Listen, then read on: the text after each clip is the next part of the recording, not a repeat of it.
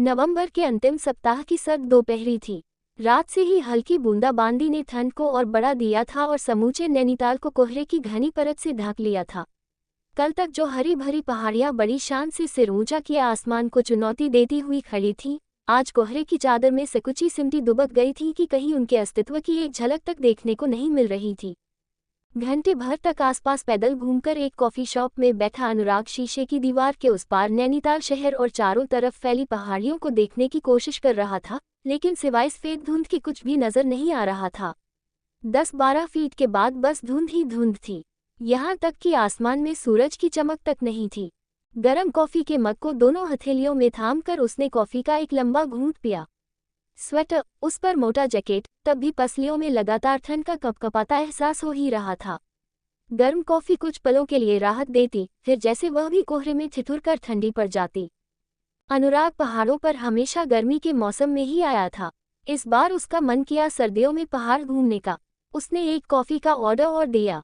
सामने कच्ची पगडंडी से होकर लोग आ जा रहे थे, जो अचानक ही धुंध में से निकलते और धुंध में ही मिल जाते।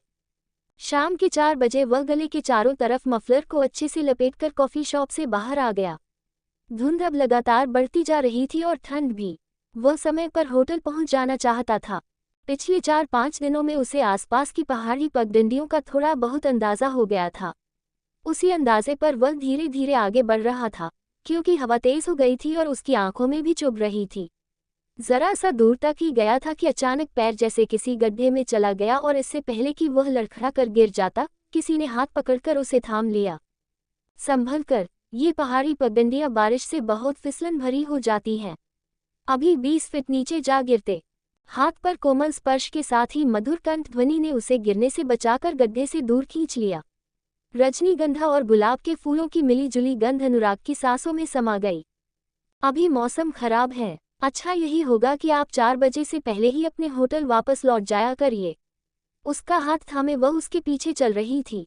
अनुराग उसका चेहरा नहीं देख पा रहा था, लेकिन आवाज से वह लड़की सी ही लग रही थी। अरे, आपने कैसे जाना कि मुझे होटल जाना है, घर नहीं? क्योंकि यहाँ के स्थानीय निवासी पगडंडी पर पहाड़ की तरफ सटकर चलते हैं, इस तरह बीच में नहीं कि गिर पड़े।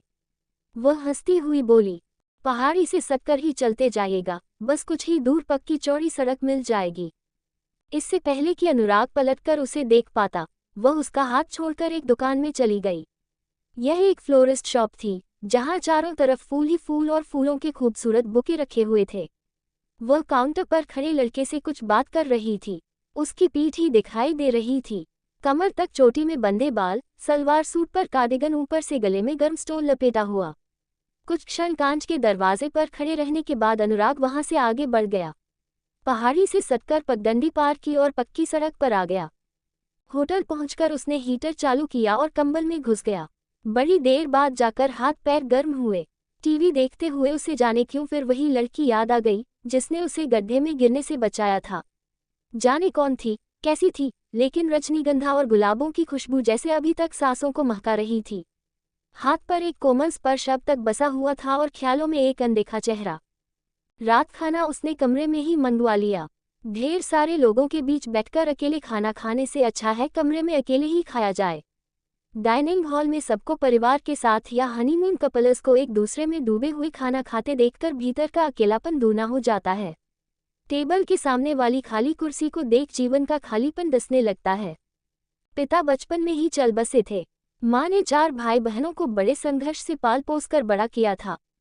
बड़ी 2 बहनों का ब्याह हो गया और बड़ा भाई पत्नी बच्चों के साथ विदेश में बस गया। माँ अक्सर बीमार रहने लगी थी। तन की बजाय बच्चों के स्वार्थपूर्ण व्यवहार से मन अधिक ही टूट गया था। सबसे छोटा अनुराग माँ की व्यथा को समझता था। रात दिन माँ की सेवा में उसने खुद को भुला दिया। न किसी से शादी की, न प्यार किया। माँ को और दुख नहीं देना चाहता था वो। जब भी माँ शादी की बात करती, वो टाल जाता। एक तो जिम्मेदारी भरी नौकरी, उस पर माँ की देखभाल, वक्त ही कहाँ मिला अपने बारे में सोचने का। जब 2 साल हुए माँ चल बसी, तब तक वह 38 का हो चुका था। जान पहचान में सभी लड़कियां 1-2 बच्चों की माँ बन चुकी थीं। हर 6 महीनों में छुट्टी लेकर अनुराग आसपास के पहाड़ी इलाकों में घूमता रहता। कभी गढ़मुक्तेश्वर, रानीखेत, मसूरी, शिमला और इस बार नैनीताल। 6-8 दिनों तक नए नए लोग और जगहों को देखकर अपना अकेलापन भुलाने की कोशिश करता। लेकिन अब घर का, जीवन का, अपना खालीपन चुभने लगा था। तरसता रहता मन किसी के साथ को। जाने क्यों दूसरे दिन अनुराग फिर उसी कॉफी शॉप में जा बैठा। टेबल पर बैठ कॉफी पीते हुए एकाएक ही मन में ख्याल आया, काश उसके सामने वाली कुर्सी पर भी कोई बैठा होता। टेबल पर रखा कॉफी का कप भी उसके जैसा ही एकाकी है। उसके लिए भी कोई साथी होता। कॉफी पीकर वह कल वाली पगडंडी पर ही चलने लगा। आज कोहरा काफी कम था, इसलिए पगडंडी आराम से दिख रही थी। थोड़ी दूरी पर ही शीशे की बनी फ्लोरिस्ट शॉप दिखाई दी। सामने से निकलते हुए उसने देखा एक लड़की बुके उठाकर शेल्फ पर तरतीब से रख रही थी। देखने से तो कल वाली ही लग रही थी, लेकिन चेहरा नहीं देखा होने से कुछ पता नहीं चल रहा था। पर पीछे मुड़ती तो वही लगती। जाने क्या सोचकर अनुराग भीतर चला गया। उसकी सांसें फूलों की खुशबू से भर गईं। दरवाजे की आहट से उसने मुड़कर पीछे देखा और मुस्कुराते हुए पूछा, जी कहिए, क्या चाहिए आपको? आवाज पहचान गया अनुराग। यही थी वो। उसने नजर भर देखा उसे। गोरा रंग, गालों की गुलाबी रंगत, पहाड़ों की निर्मल सुंदरता के सांचे में ढले नैन नक्श। उम्र 30 के ऊपर की, लेकिन चेहरे पर लड़कीपने की झलक अब भी थी। लड़की से नजर हटाकर वो शेल्फ में सजे फूलों को देखने लगा। ये क्लियोम, ये कॉस्मॉस, ये लैसिनिएटा, ये बुरांश, चेरी के फूल, वह बताती जा रही थी। अनुराग एक नज़र उसे देखता, एक नज़र फूलों को। इतने सारे फूलों के बीच निश्चल मुस्कुराहट के साथ वह खुद एक प्यारा सा फूल लग रही थी। अनुराग की सांसों में अचानक गुलाब और रजनीगंधा महक गए। मुझे रजनीगंधा और गुलाबी गुलाब चाहिए, उसके मुंह से निकल गया। कितने फूल लगेंगे, बंच चाहिए या बुके? उसने पूछा। जी, कल किसी ने मुझे गड्ढे में गिरने से बचाया था, उन्हीं को थैंक्स कहना चाहता हूँ। आप ही बताए बुके ठीक रहेगा या बंच? अनुराग ने उसकी आंखों में देखते हुए पूछा। जी। हैरत से उसकी आंखें फैल गईं। फिर हंसते हुए बोली, अच्छा तो वह आप थे। फूलों की वादियों में वह हंसी अनुराग को किसी बहते हुए झरने सी लगी। आज फिर गिरने का इरादा है क्या? अगर आप फिर बचाने को आ जाएं, तो हाँ, अनुराग ने कहा। आंखें नीचे किए वह शर्मा गई।